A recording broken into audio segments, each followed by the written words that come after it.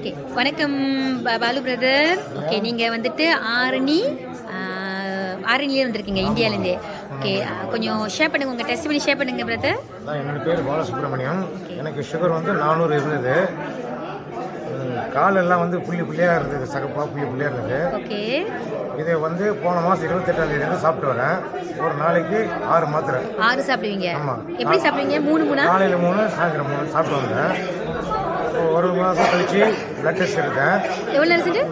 ஒரு மாதம். 28 இந்த 28க்கு என்னுடைய பிளட் சுகர் 100 பாயிண்ட் குறைஞ்சி 290 வந்திருக்கு. ஓ, காலில் இருந்த புள்ளிலாம் காணாமல் போயிடுச்சு. ஓ, காணாம போயிடுச்சு.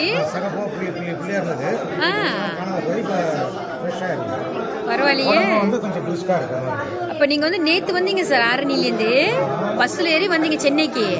ஆனால் டயர்ட் எதுவுமே நல்லா இருக்கிறீங்க. நல்லா இருக்கு.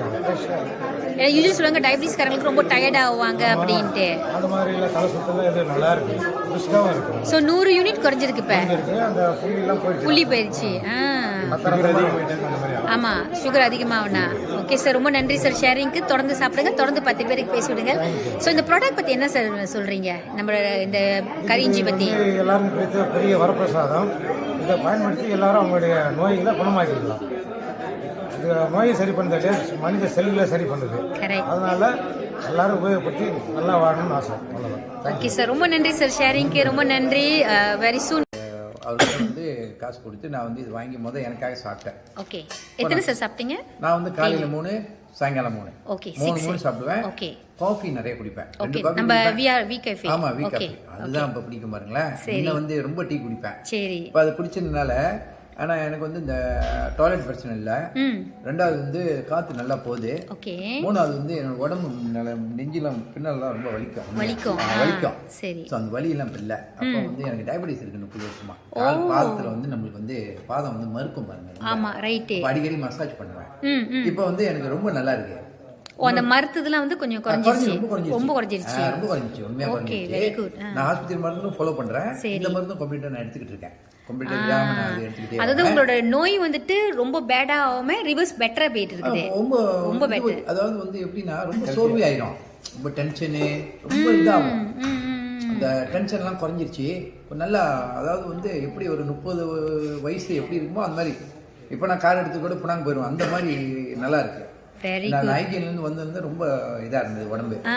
இப்போ பெட்டரா இருக்குது. நான் யாரு சொல்றாங்களோ இல்லையோ, என்னோட வேலையா 3 6 கேப்சூல் இந்த சாப்பிடுறீங்க, தொடர்ந்து சாப்பிட்டு இருக்கீங்க. இப்போ ரூமுக்கு போறேன். இப்போ கூட నమస్తే మేడం. నమస్తే అండి.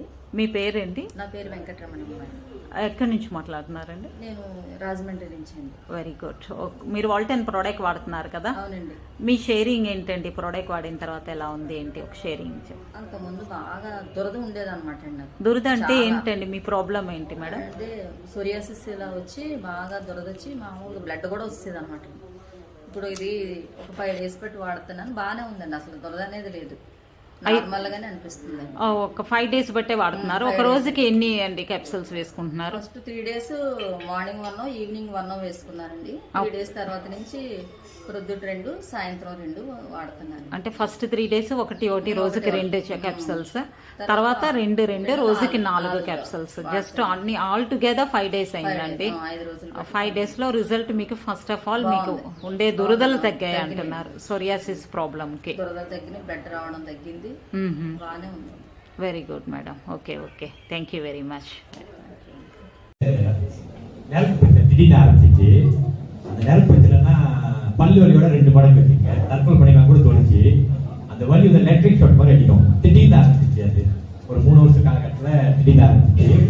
இங்கே ஆரம்பிக்கும், டக்குன்னு விட்டுட்டு அது வரைக்கும் விடும். அப்படியே உட்காந்துருவேன். ஒரு 2-3 செகண்ட் ஆகும் அதை ரிலீஸ் பண்ணுறதுக்கு. அப்படியே கண்ணால் தண்ணி ஊற்றும்.